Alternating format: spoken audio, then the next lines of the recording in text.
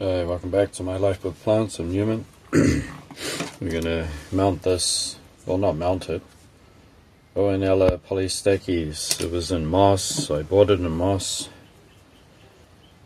Did it like the moss? No, didn't. All it did was push its flower out that it was already producing when I bought it, and it's tried to produce aerial roots. Everything in the pot of moss had died. So this thing just doesn't like being in a pot whatsoever. And I'm going to move it to this wire basket, and I'm going to put some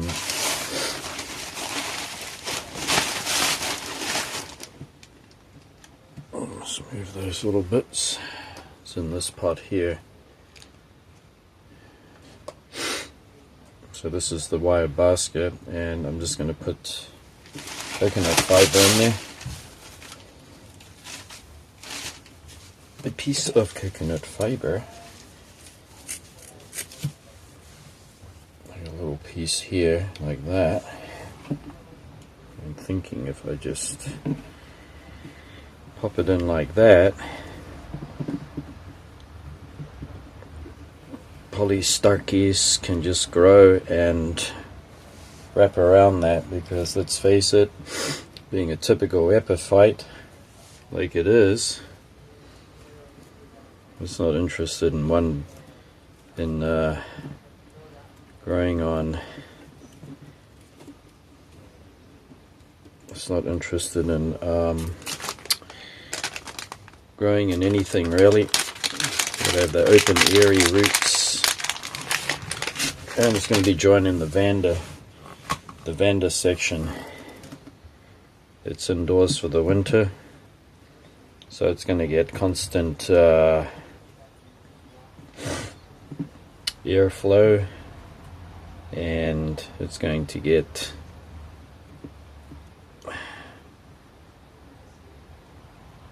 a humidifier, just a mini one that pushes out plenty of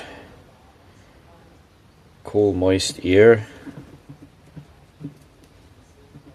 so it'll have a constant supply of humidity. And then this plant will be put outside for the summer in a cool area with plenty of airflow and moisture. That's the plan. I'm going to put a zip tie on it so it can be connected to this basket and everything.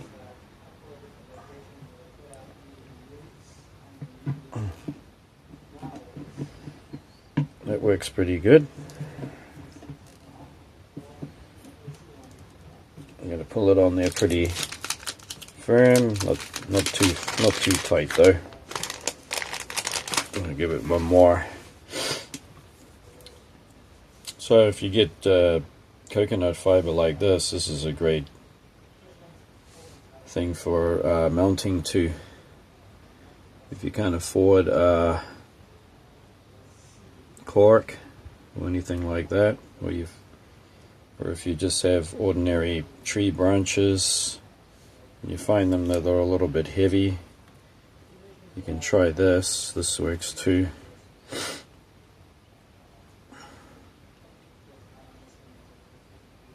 And I think I'm gonna thread that back through and tie this down.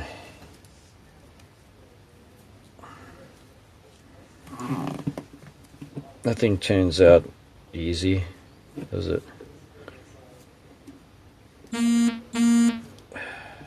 Just got a message on my phone, that's why it beeped like that. Buzzed. And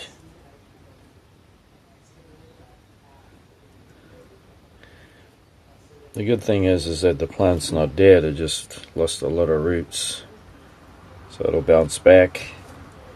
And it's a so-called hardy orchid. and it should be growing a lot more than it has been, of course. It should grow like a weed. Oh, come on. I don't want it to pop through there. I want to be able to pop it through.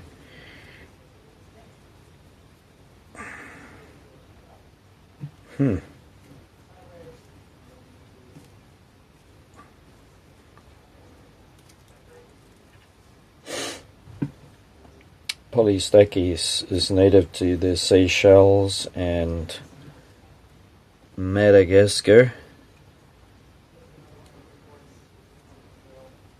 I think it's the west coast, the side that has the most humidity. I think it's the west side, and it is plentiful in its native habitat. Grows close to the coast.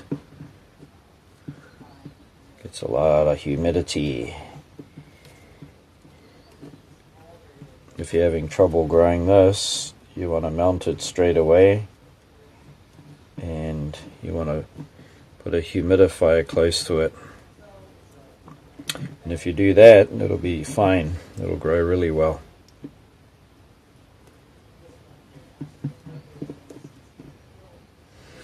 We finally got through. This always happens though. You want to push something through the coconut fiber and it just can't do it.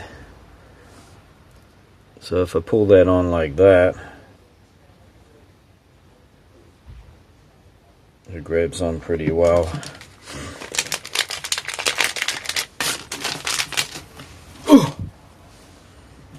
Alright. Not sure how much battery I got left. It's looking pretty good. It's just going to grow and all around there. And the thing is with this is that it's going to grow up and beyond the mount no matter what you do. And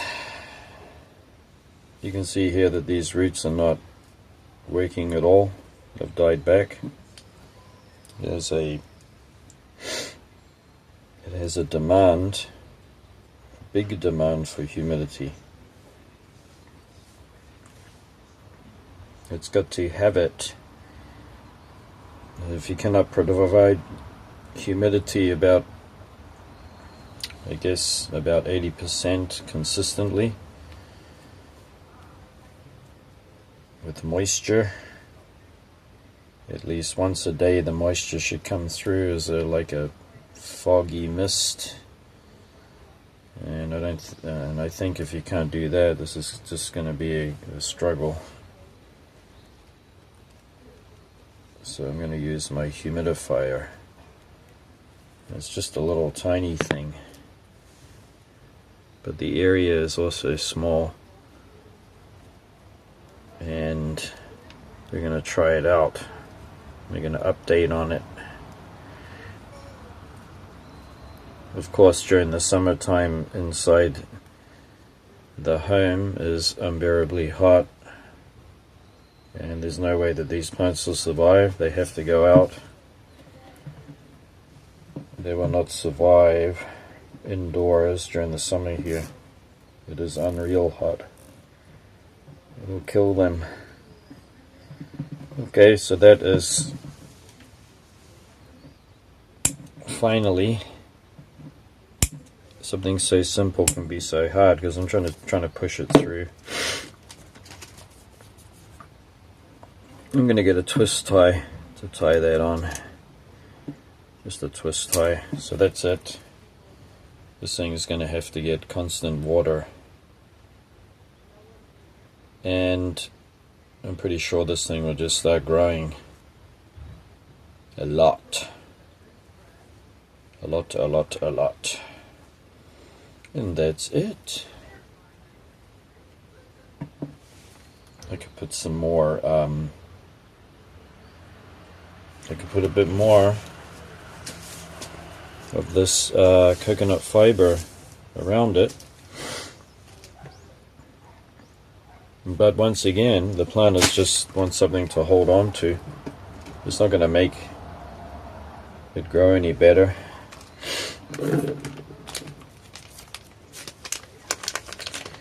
Yeah, that's it for today. Thanks for watching. Rowanella polystechis.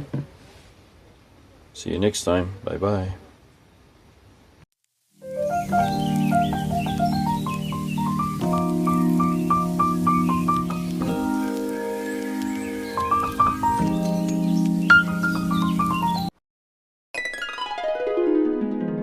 Hi, welcome back to my life with plants. I'm Newman. This is my makeshift mini greenhouse. You can see that I've put up temporarily this kitchen utensil holder rack, and I just used some twist ties on it so that I got all these places to hang orchids. We got a little mini fan there, we got a humidifier, a little one, produce some humidity. You can see the Vanda Lily Javate, or the Macara as they call it in Florida. You got that Sologeny here that I bought, Chinensis, which I'm looking forward to that flowering. I did buy one of those a few years ago and it died, but I figured out that it likes a lot of humidity. And then up here we got some more racks where I'm going to hang Cattleyas and Bursavilas from. So let's venture outside.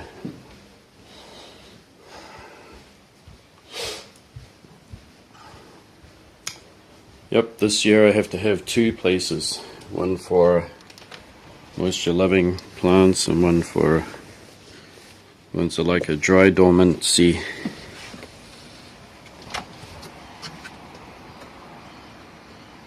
So you can see here, this is a sun loving Vanda, and this one will be going into that greenhouse inside there, because it likes to get continuous moisture. Same with this Vanda, Lucernary. Still has some green roots coming out there. And then along here we have this one's been doing really well this year. It's my large Cattleya, mini Cattleya. It flowered a lot, and I'm pretty sure it's got a lot of buds in there too. This one will be, this plant here is a Bifrenaria Tarenthiana. It has put out this new bulb here, and that one will be going up it won't be going in the greenhouse because it likes to dry rest. You have this one, it's got some more Cariana in it. That one will be going up in the window, and same with this. This one is Fairyland Popo. It's a Cattleya crossed with a what do you call them again? You can see that it's starting to get some new roots there. Didn't have those roots in the summer. During the August-September weather, it stopped. But now it's starting to put out roots again. And also I got to cut those leaves off, which I completely forgot. And this Cattleya Beringiana is going to go outside of that grow tent, which I have the door open all the time. I won't close it up. This Dendrobium kingianum type will stay out here for winter. So will this Dendrobium speciosum excrescilla call. Will stay out here for the winter, and so will this one. This one will be coming in. It's starting to put out a new bulb there, and we've got some more roots growing. You can see them just starting to grow. So just goes to show you that the winter is midsummer is not their favorite season. You see a nice root grabbing onto there.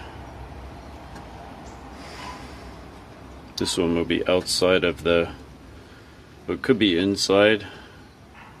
We can get lots of humidity, but I just won't water it so much. And this Kingianum, you can see that it had an attack of some kind of viral infection. I thought I could get over it, but I had to spray it with like a sulfur fungicide. But all the new growth is fine. This is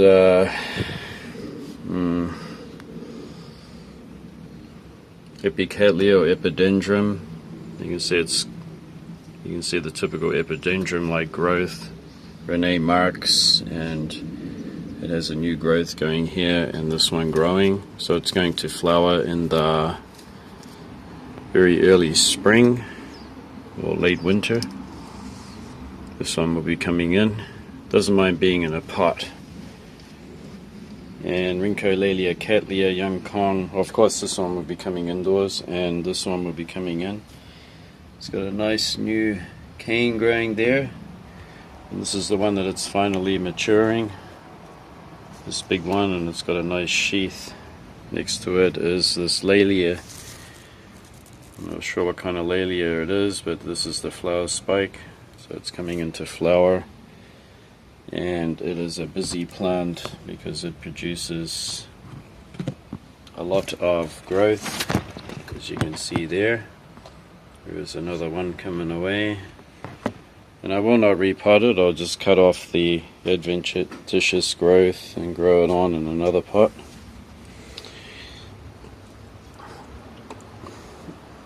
Alright, Terry wanted to have a look at this.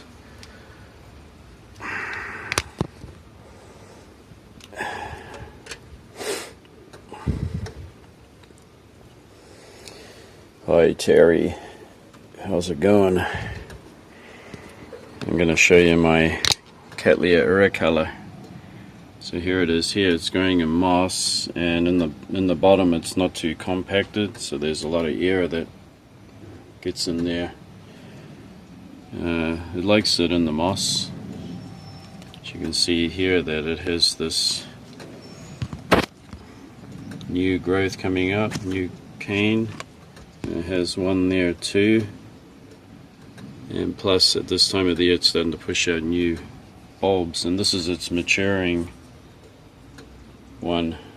It's kind of conduplicate until it finishes maturing the bulb, and then the leaf will unfold. It's burned from the previous year. We got too much direct sun. So it's got two new growths coming away, but it hasn't flowered yet, so we'll see what happens. It's kind of a little bit different from the other Cattleyas in the respects that it kind of likes a moist mix in the cooler seasons, but during the heat of the summer, it likes to be shaded from the hot sun and watering cautiously. Don't overwater it, but keeping it moist in the cooler seasons is fine. It likes that. This is my other Vanda. It's called Green Light, and it just had a watering. You can see how nice green those roots are, and it had very fragrant flowers. I was happy with it. It's got a lot of nice roots there. So that will be coming in.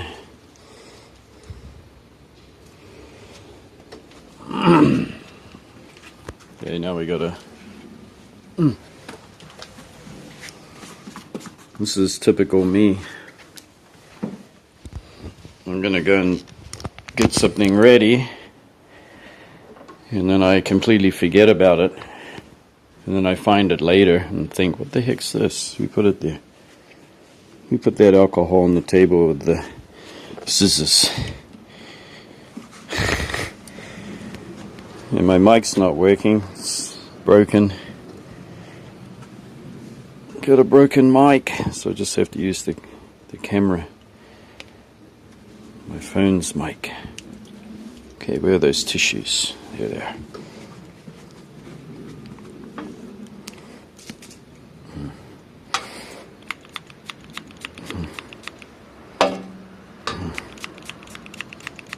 This is like 99%, pretty strong alcohol.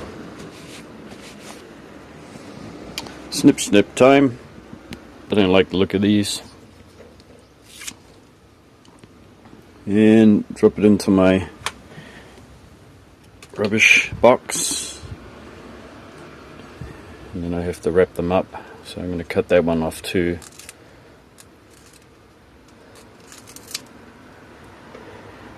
Because during this cooler weather, those leaves can get fungus on them. And I don't want the fungus spreading around, so I'm going to cut them off. These leaves were burnt when I bought the plant, but the seller was clever and disguised all the burnt leaves, so he thought it would have an effect on selling it, but I'll still buy it as long as the canes and the roots are in good condition, nice and healthy. I don't mind. But they wanted to hide it. They got all these what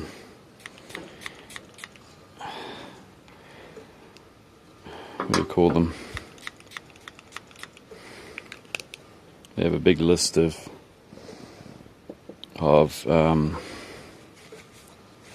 things that could be possibly wrong with the plant, like if it has, this plant could, it doesn't state it does, it could have marks and brown leaves and cut bulbs, whatever, but I still think they should show it in the photos.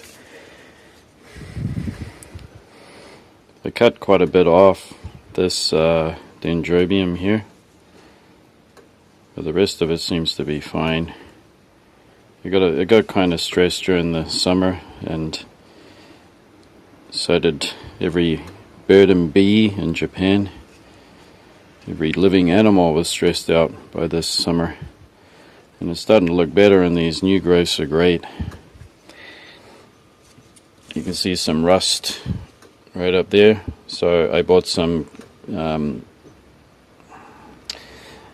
stakes, metal stakes that are dipped in a plastic coating, and I'm going to feed it through that tube, and then I'm just going to zip tie it so I can get a few more years out of it, because if I buy another one, that'll just rust. Yeah, we're going to zoom in at these roots, because I did repot this and try not to disturb it, but you can see how much this one that I'm moving around here on my Cattleya Beringiana is looking good. And I moved it into a bigger pot so we can grow these roots out and grow further on. We got this Cattleya here. It was a gift to me. And it's got two lovely canes maturing there. I mean, it's in sphagnum in a terracotta pot. I don't tend to water it too much. You can see a nice root growing in there. It's a matter of letting it dry right out in between waterings. Just don't water it too often. There's some nice roots there coming out. So eventually this big jumbo Cattleya, Rhyncholaelia Cattleya young Kong, is going to grow outside of the pot, but at that time I won't repot the plant. I'm not going to take it out. I'm going to leave it in there, and all I will do is cut the growth off, or put a pot so that these, if a new cane happens to grow outside of the pot, I'll put a pot beneath it so it grows a good root system into it, and then I'll make the cut after that.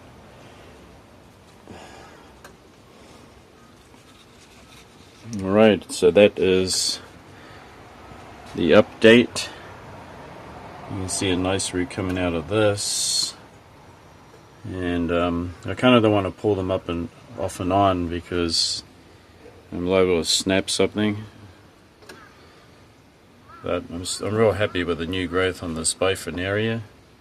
And if you don't have a biphonaria, I tell you what, it's probably the easiest orchid I've ever had in my life. It's easier than a cattleya, it's easier than any dendrobium, unless it's mounted on a tree or a nobile. It's as easy as a nobile. This thing is just easy, and it's not susceptible to any fungal attack. It tries to, but it can fight it off. And it's winter, it likes a dry winter dormancy, and I'm going to try to give it as dry as I can. I tend to like mist it every now and then, but what I'm going to do is keep it in the humid makeshift greenhouse, but I won't water the pot because I'm determined to get some flowers this year. I'm happy that this cattleya here that's mounted is doing really well, and because it's on a mount I want to keep the roots kind of humid because I think that'll be better for it in the winter.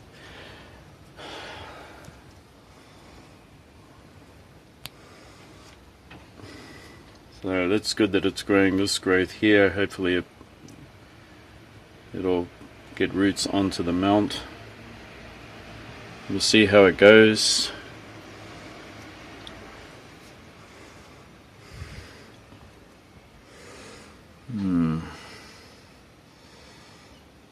Kind of the sun's hot today. So yeah, this one was supposed to be a Laeliocattleya Dinard Blue Heaven, but there is no way, because from the photos when it comes out of the sheath is wider than that. This is a very narrow sheath, and the sheath is supposed to be like this, and when the flower comes, the buds come out, the buds would develop inside the sheath. But this one has pushed out an asparagus terete looking raceme with the buds on the top. So, and I was always going to buy a Laelia anyway, because to me Laelia is one of the most beautiful orchids for sure.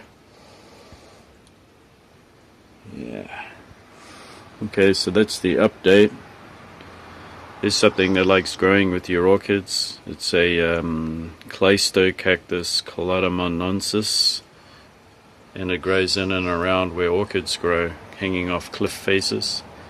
And it's safe. You can touch it. You can't get pricked. It's soft. So touching a pig's tail. They have beautiful red flowers. All they require is a good draining mix. It's got plenty of pumice in it. Water when dry, in the winter bring them in. Easy peasy. Alright. Thanks for watching. And shout out to Terry there. Yeah, I remembered to show you my Cattleya Iricolor, and when it does get buds I'm going to be super excited. Oh! Yeah, I can't wait. And yep, I just got to get back to preparing stuff for the winter. Yeah, I got to have a bit of a think about it. And yep, we'll catch you soon. Enjoy growing your plants, and don't forget that looking after plants is not a chore, it's part of your self-care. Until then, bye-bye. Okay, if you stay tuned just a little bit longer, I'm going to put up some photos here of a YouTube channel that's made a neat little short documentary, 20 minutes long, not too long, I wish it was longer, of a orchid hunter. And this was downloaded to the YouTube about only 6 months ago. Notice there are no thumbs up on it, so I don't think a lot of people have actually found it. But if you want to see a young man, and he's British, who lives on an estate, looks like he lives in a castle, if that's what it looks like, and he's followed on in his father's footsteps, and he is an avid orchid hunter. He has the orchid fever. The orchid fever. He just can't help himself. He also got himself in extreme danger, to the point where he was arrested. Not arrested, he was actually captured in the jungle there in Indonesia, and he was lucky to survive. But about 8 to 12 months later, he's gone straight back out there because of the orchid fever. And he has a mission. His mission is to find an orchid that he can name after his grandmother.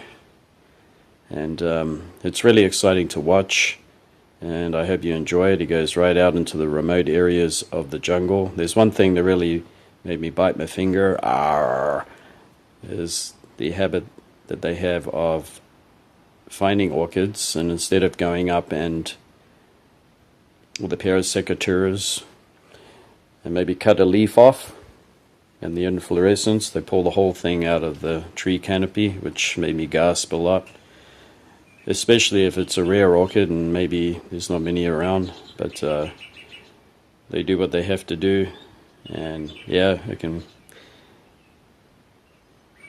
make a bit of damage there. Luckily that doesn't happen too often, and yeah, just enjoy it. And if I find any other links out there, I'll share them with you too. Right, until next time, bye bye, enjoy growing.